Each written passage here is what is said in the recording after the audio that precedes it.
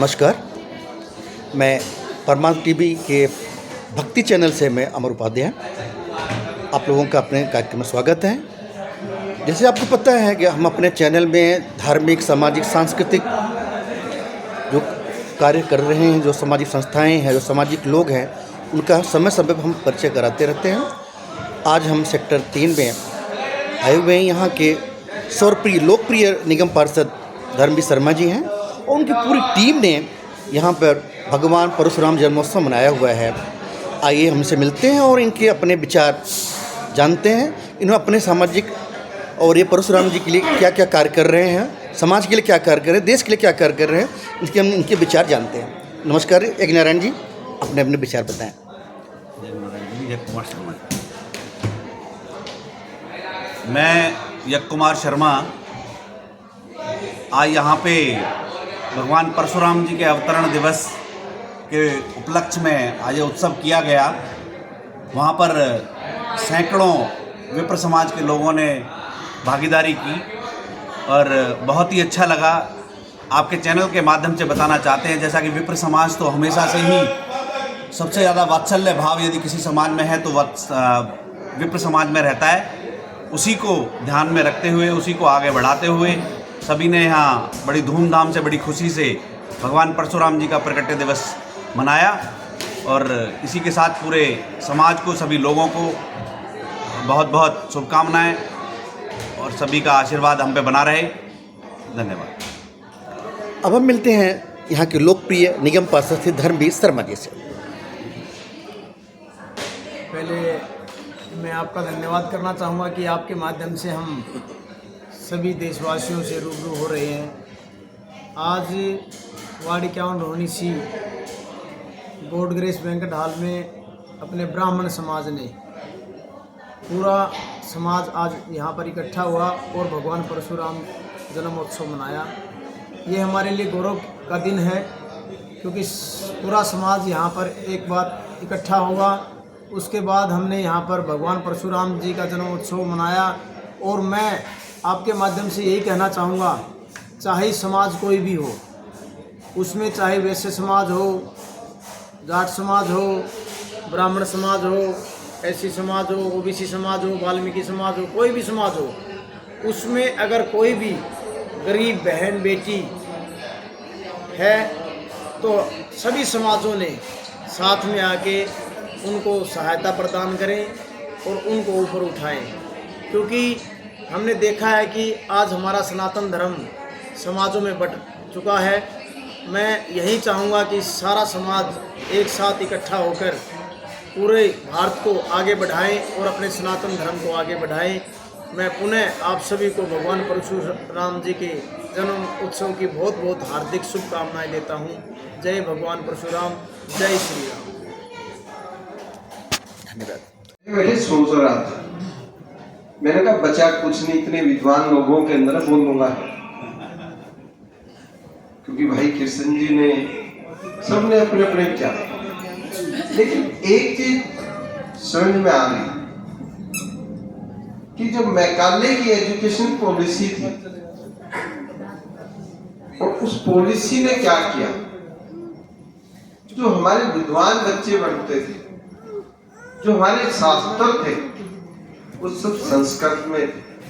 फिर उसका अनुवाद हिंदी में हुआ और हिंदी के बाद आज हमारे बच्चों को न तो संस्कृत आती है न हिंदी आती है। उसमें मैकाले की एजुकेशन पॉलिसी था। रैना जी ने जम्मू कश्मीर की बात कही,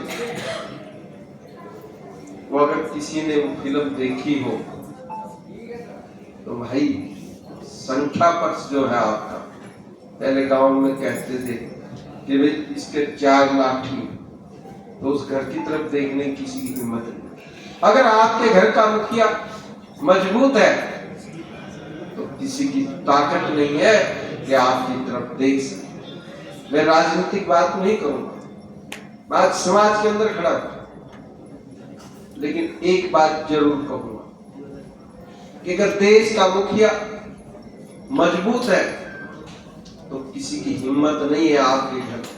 अगर मेरे देश की सीमाएं सुरक्षित हैं तो मेरा परिवार सुरक्षित है, मेरा धन सुरक्षित है और मेरी माता बहनें सुरक्षित है।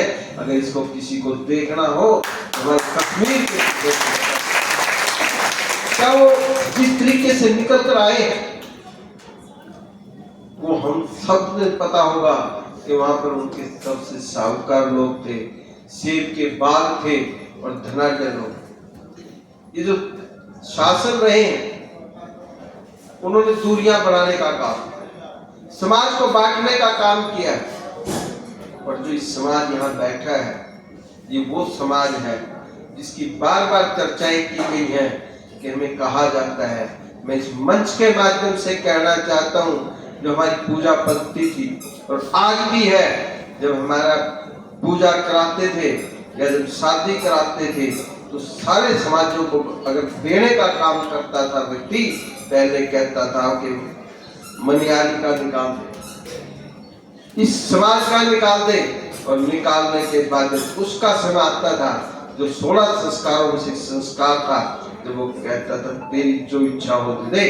कभी मांगने का काम नहीं किया, इस समाज को देने का काम किया। लेकिन आज दुख की बात है, हम आपस के अंदर बैठे हुए, हम एक दूसरे की टांग खींचने का काम क्यों करते हैं? ये आगे नहीं बढ़ते। अगर वो आगे बढ़ेगा, मेरे भाई की हाथ मजबूत होता है तो कभी मत सोचिए ये इसका हाथ मजबूत हो रहा है। अगर हाथ मजबूत है तो आपका हाथ मजबूत हुआ। कभी गर्व से कि आज मान लो ये धर्मवीर भाई है, अगर ये धर्म भाई आज पार्षद है तो इनको फोन करते हैं कि सेक्टर 3 के अंदर बताइए ये समस्या, इसका समाधान।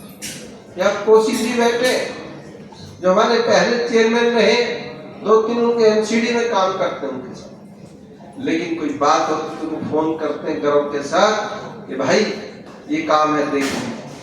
अगर हम उसकी टांग खींचने का काम करें तो काम कहां से आगे बढ़ेगा? हमें सिर्फ और सिर्फ अपने समाज को, अपनी संस्कृति को आगे बढ़ाना है, तो उसके अंदर सबसे पहले मैं छोड़नी पड़ेगी।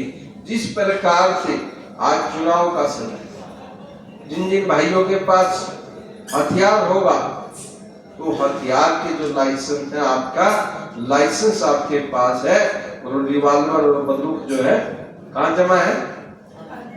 थाने में जमा। तो जब समाज के अंदर आप काम करते हो तो भैया वो जो मैं है उसको छोड़िए, मैं की बजाय हम पर आइए, परिवार पर आइए। संयुक्त परिवार नहीं है, एकल परिवार है। और आज ऐसी परिस्थितियों के अंदर जब आपको आवश्यकता पड़ती है, देश के अंदर वैश्विक महामारी आई, वो आपको बहुत कुछ सिखा कर रही है कि आज जरूरत है आपको परिवार की। जब उस बीमारी के अंदर परिवार का कोई व्यक्ति बीमार हो गया था तो आपने देखा होगा कि उसका साथ देने के लिए परिवार का व्यक्ति। आप कहिए एक बार, जब हम बात करते परिवार की, जब आपके परिवार में 4 प्राणी हैं, कभी झांकिए कौन प्राणी कहां से आया, किसी का नहीं पता। ये जो आत्माएं हैं हमारी, इनका मेल होता है। जब इनका मेल होता है तो जब परिवार बनता है। जब 90 साल का बुजुर्ग है, हम उसके पैर छूते हैं, उसका सम्मान करते हैं, लेकिन जो शरीर है उसका नश्वर शरीर किसी का नहीं गया है, नश्वर शरीर यहीं रहा है। लेकिन वो जो आत्मा गई है, जो बच्चा छोटा है, उस बच्चे को हम ही धमकाते, और कोई नहीं धमकाता। क्यों धमकाते? क्योंकि उसके संस्कार देने का काम करती है तो मेरी माता बहन करती। जब उनके संस्कार है उसको पीड़ा भी होती। आज माताएं बैठी हैं, और जब मैं कथाओं में जाता हूँ तो एक बात मैंने, अगर आपके आया होगा तो मैंने जरूर कही कि जब बच्चा, आप 30 साल पहले जाइए, 35 साल पहले जाइए, जब बच्चा रोता था तो बच्चे को माँ उठाती थी, गले लगाती थी, बच्चा चुप हो जाता था।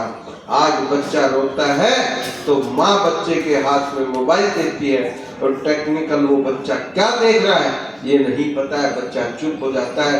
माँ भी अपना काम पूरा होगा, बच्चे का भी, लेकिन फिर हम उससे उपेक्षा क्या करते हैं?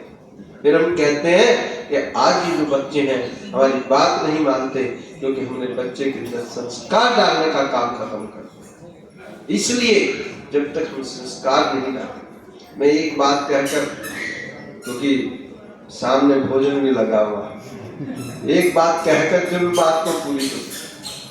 मुझे 2004 के अंदर, ये नहीं कि मैं अपनी कोई बात कर, उसके अंदर कोई चीज है इसलिए मैं संस्कार की बात, मुझे यूरोपियन डी काउंसिल में भारत का प्रतिनिधित्व करने का मौका मिला।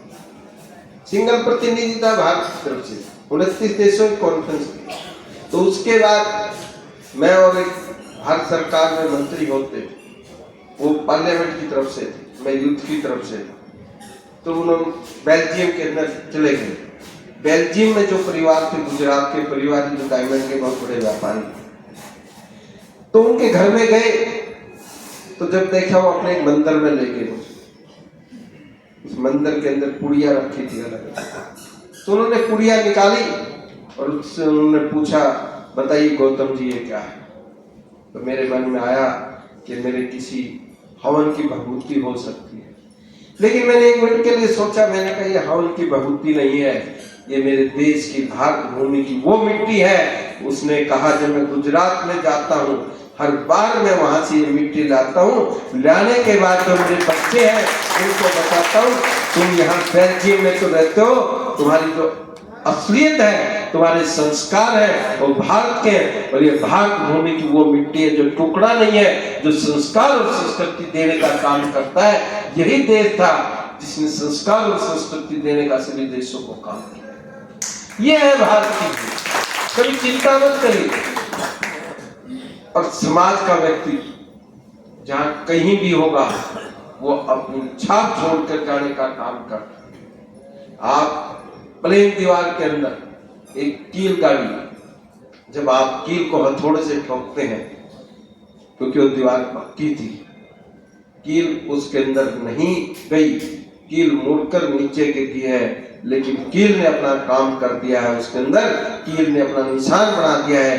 अगर आपका समाज का व्यक्ति कहीं है तो अपना काम करके जाएगा, वो उस कील की तरीके से आपका काम करके जाता है। आप सबका बहुत बहुत धन्यवाद। और मैं